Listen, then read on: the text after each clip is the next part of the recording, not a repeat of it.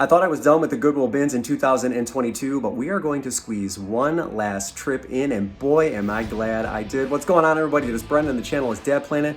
I am the one-man show. Let's head up to the Goodwill Outlet, and I'm going to show you this item here because it is going to be the metaphor for your success in 2023. We're going to talk about why that is. I'm going to show you everything that I sourced in store. We're going to take a look at all of the items that I didn't catch on camera. So many great items to resell, plenty of stuff in between. Let's get shopping.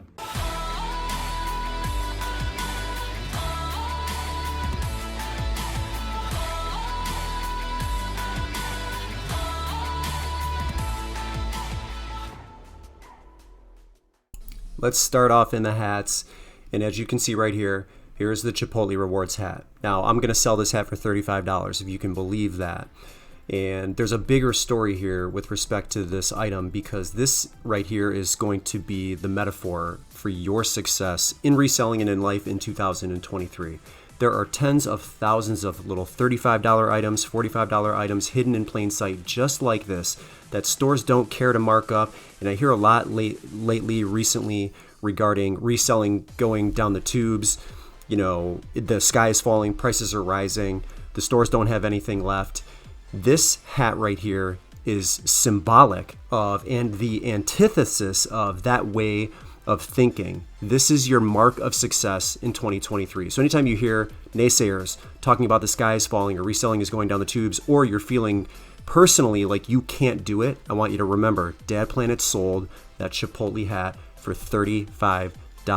There are thousands of items just like that sitting on store shelves waiting for you to source them at the bins, wherever. It is out there, and you are going to find them in 2023. So I want you to remember that.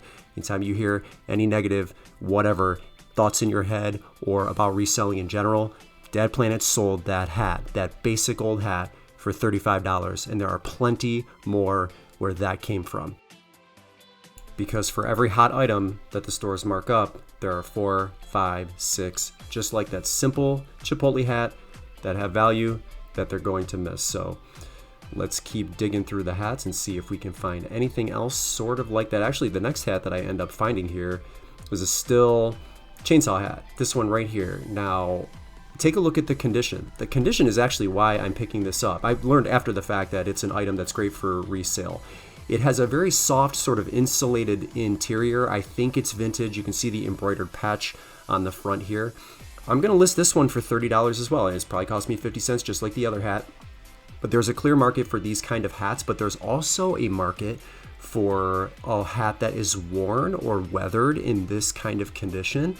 And so I first picked it up because of that worn look. Somebody was clearly wearing this on the job site, and it's got a market. There's a market for people that want it in that condition. So there's a couple of things working in my favor. This hat in general being a bolo, but the condition is why I picked that up. And I've said this before and I'll say it again as a good reminder, I'm not my target market. I don't know that I would wear a hat in that condition. I might, but it's not something I would generally seek out, where there are people that definitely will seek them out in that condition. And I'm convinced that I can get $30 for that hat in that condition. So another sort of a surprise, but a great pickup. And it's going to cost me next to nothing because we are sourcing at the Goodwill Outlet, and you pay by the pound when you source the Goodwill bins. So let's keep moving on here. And you saw earlier a Vera Bradley crossbody. The resale, the solds on that one were no good, so I left that one behind. There was another item that I left behind here, and you're going to see all of the items that I source this trip in store, but we're also going to go back home, and I will show you all of the items that I did not catch on camera, because there are a lot of really excellent other items that I did find. This is a good pickup right here. So this is a pair of Polo Ralph Lauren 67 chino cargo pants. They're brown. I'm checking to make sure the button is not missing. I'm checking to make sure the zipper at least works properly, and it did. I always check the back buttons too, because they're pocketed, the pockets on the back. Everything is intact. They're a men's size 42. I went into Terapeak. Like, if you go 90 days back in the eBay app, that puts you at like what, September, October, November, or October, November, December. Shorts aren't really selling that well, so going into Terapeak and getting 2 years worth of sales data is probably the more accurate thing to do. So I checked out Terapeak, and it looks like the average sales price for those pants was about $25. So that's what I'll end up listing those for, $25. They're great sellers, and we have spring and summer approaching in the next 3 months, so I think the timing is right now to start sourcing things like shorts, board shorts, swim trunks. Absolutely source all of the activewear that you can get your hands on, because January is the biggest month for fitness. It's when all of the gyms sign up the majority of the people who have resolved for the new year to get into shape. January is always the biggest year for signups in that regard, and subscriptions and memberships for gyms. So activewear is going to start flying off the shelves actually right now as we speak, and basically the entire month of January. So keep that in mind. You will see some activewear sourced live here in just a second. I'm going to pick these flip-flops up. I don't normally source an item like this, but they're super light. They're leather, Hollister. If this was like the Y2K era, I could use that as a keyword, but I saw a sold comp that sold maybe in between $20 and $30 for this exact pair. I couldn't really even identify the size. I think my price for those is going to be $20, but they're super light, even though they're leather and they're well made and they were in good condition. And even with that one comp, again, we're coming up into like flip-flop season here the next 3-4 months. So I think $20 is perfect for that item. And again, I will source plenty of flip-flops. You'll actually see another pair here in just a second that I pick up, these pair of Clarks, because it's going to come up here. So this pair here is Sea Breeze, and they are lime green. I'm going to take those. I actually just sold a pair in that exact style in a size 7 in December for $20. I found like 6 or 7 of them at a garage sale. I paid $2 for them.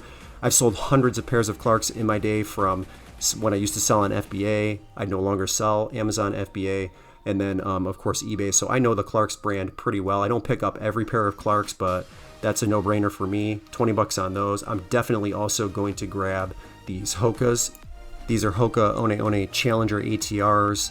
They're a women's size 8.5. They don't have the original laces in them, so that might cause a little bit of an issue. I've already washed these and cleaned them up. They're in great shape. I think the most appropriate price for those is going to be $40. And then Olakai, there seem to be themes lately. Like, I'm picking up tons of Patagonia. I'm finding tons of Olakai. This style here is Nohea. They're mesh, obviously gray and orange. They were a men's size 8.5.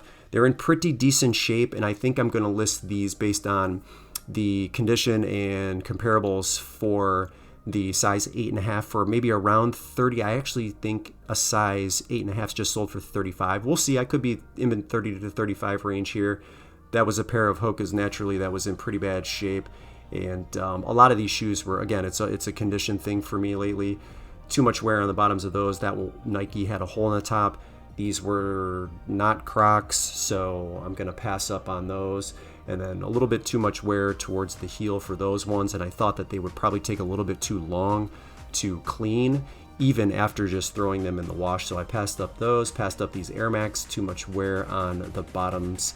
But I was able to source a good number of really good pairs of shoes. So like I said, towards the end, you will get to see every single thing that I sold. We will talk about what I paid for everything and what the listed value is going to be. This is a great pair of Merrells, but I am done with youth right now. I just can't sell those things.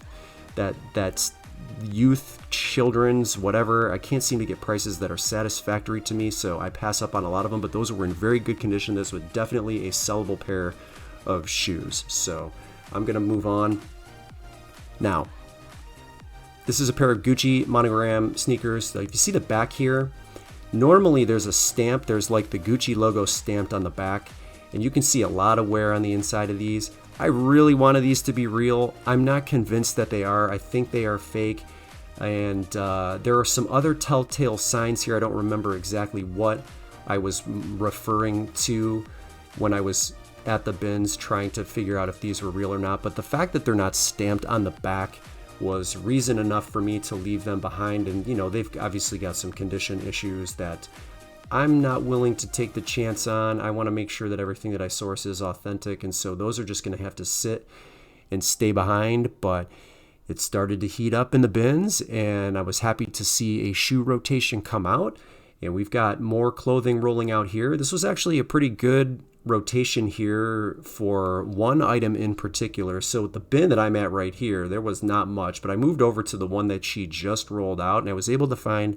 a Lululemon Swiftly Tech women's shirt here. So this was a pretty good find. It's a women's size too, so it's kind of thin and tiny. It has the thumb holes in it. You can see the tag is still attached, and it says size 2 there.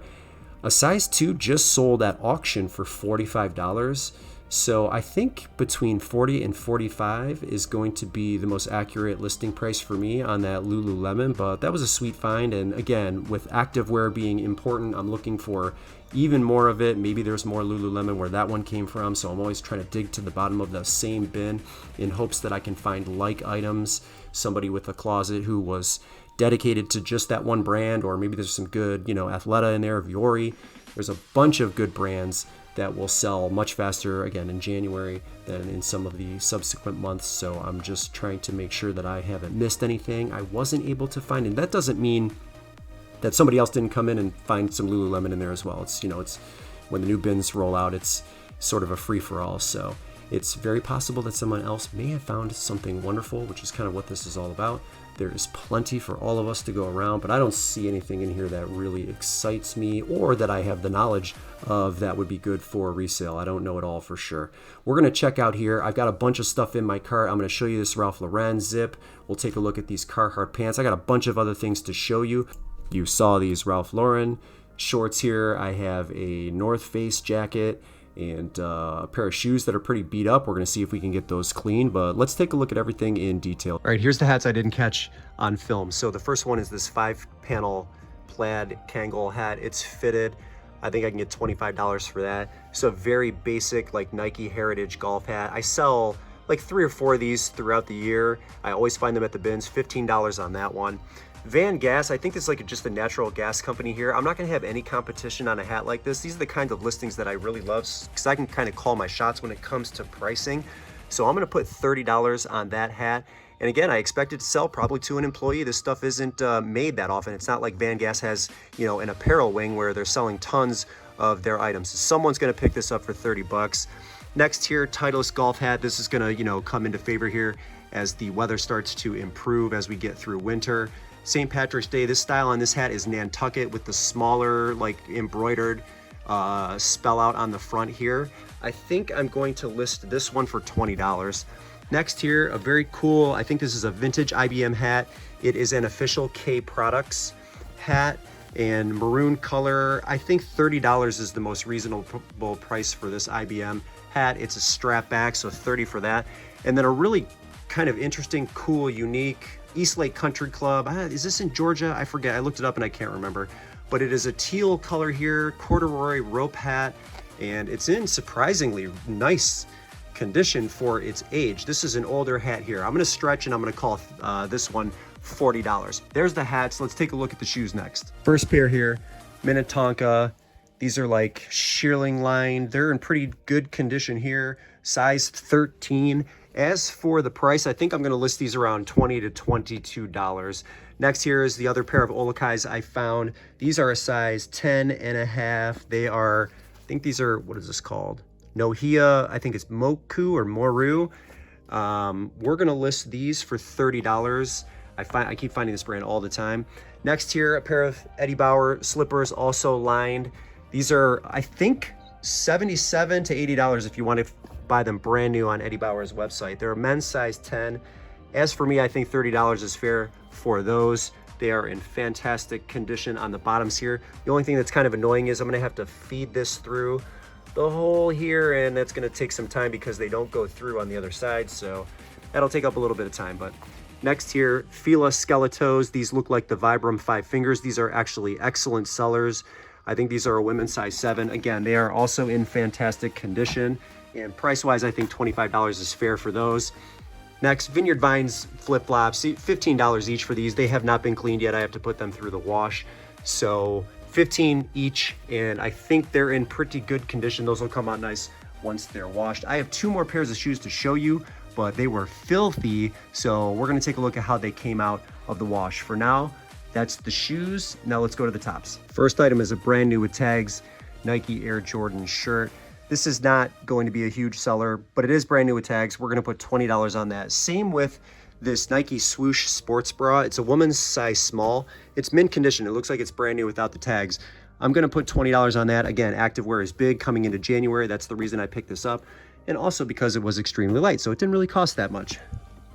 Next thing here, this is a vintage mushroom shirt. I think I might use psychedelic as one of the words. And strangely enough, there is an actual exact sold comp on this t-shirt for $20. So that's what I'm gonna list that at, $20. I forget, I think it's a men's large.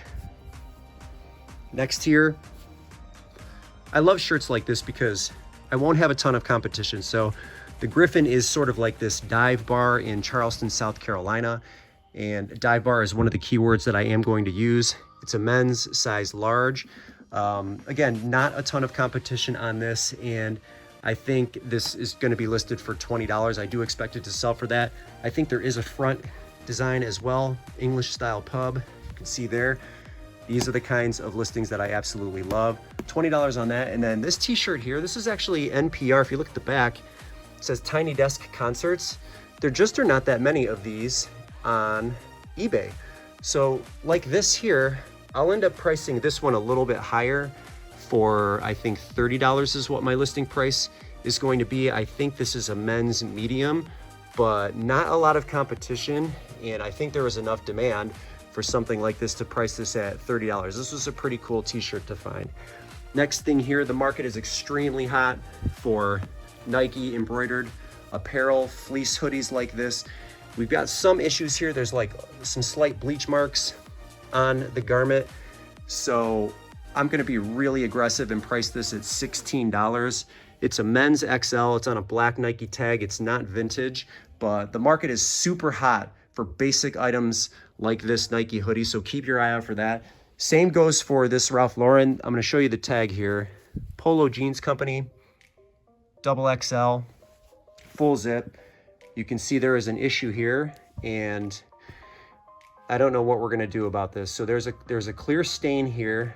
I still think because it's 2XL, it's a Ralph Lauren spell out. I don't think there's anything on the back. It's extremely well made, very, very durable. I think I'm still gonna list this for $25. If it didn't have the stain, I would be pushing this probably to 40.